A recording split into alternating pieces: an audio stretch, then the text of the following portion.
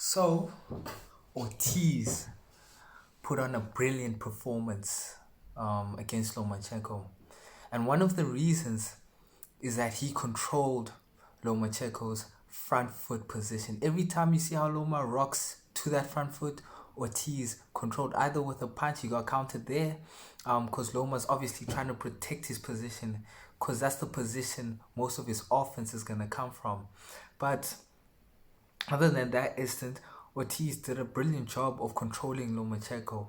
He controlled him either with a jab, with punches, with probes, or he would just move out of that position. Every time Loma slipped or changed positions, Ortiz would do the same thing. As you can see there, Ortiz attacks Lomachenko, this time controlling Lomachenko with punches. Nothing lands, but that's not the point. The point is that he's decreasing Lomachenko's offensive abilities. So we can see Loma. Pay attention to Loma's rhythm or his foot or his weight transitions. Loma rocks back, and then whenever he gets to the front foot, Ortiz challenges him either with a probe or with a punch, as he does there with the jab. Or he'll either step back or he'll slip. So Ortiz had many different answers for Lomachenko's front foot position. And the reason why he diversified his controls so much is that so that Loma could not get a beat on him, so that Loma could not start putting game plans together and start figuring him out and start, if Ortiz only controlled with a jab, as you see there, he controls Loma with that lead hook, controls Loma with a probe. I wouldn't say that's a probe. Controls Loma with a jab because he did commit to that one, and there he controls Loma with the probe. He didn't really commit to that one, and there controls Loma to the body. And then other times he'll just change positions with Loma. As Loma changes positions, he'll change positions, or he'll step back, or he'll put his lead hand in position. As Loma rocked his weight to that front foot, he put his hand in order to catch a potential straight left or potential power jab from Lomachenko, lead hook. So Ortiz did a brilliant job on fighting Lomachenko on that front foot timing, but not becoming predictable as well. Obviously, Ortiz did not do everything perfect because he did lose the fight. And one of the reasons is that he was more reactive than he was controlling. What do I mean by that? Is that Ortiz did not always have control of Lomachenko, in the sense that whenever Lomachenko probed or made a small movement, Ortiz had to react because he didn't have his lead hand in position to prevent Lomachenko from probing him. You see that probe there by Lomachenko?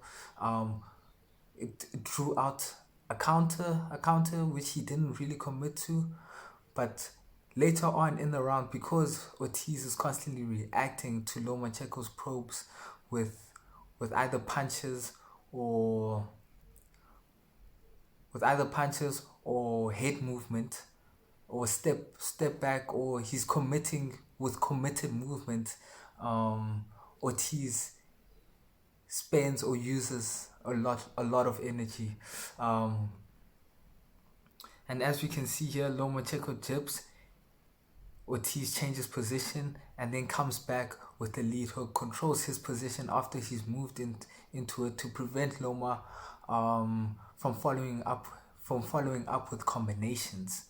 Again, controls Loma with a punch. Loma probes, Ortiz doesn't react. Ortiz probes, Loma reacts, trying to fight around the lead hand control of Ortiz. Both guys stepping back and forth. So it's a front foot position. Both guys are battling each other for that front foot position. And Lomachenko, his biggest problem was that he didn't punch out of that front foot position enough.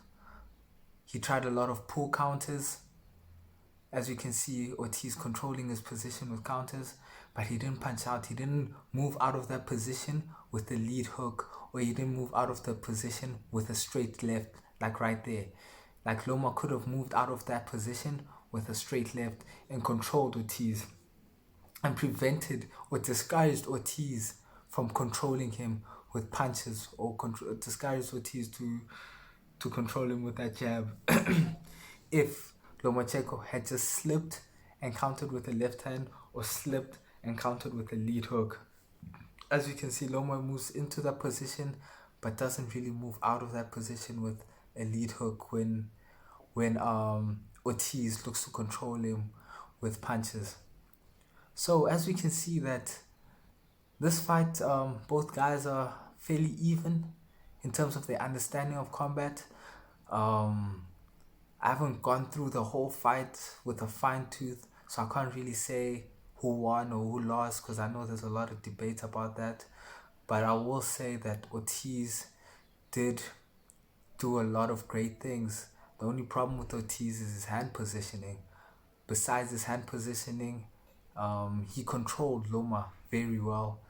And when Loma was able to make attacks, because Ortiz didn't have his hands in position, it got him into a lot of trouble, especially when Loma would find the range with that straight left to that lead hook, because his left hand is down, that side was open to him constantly.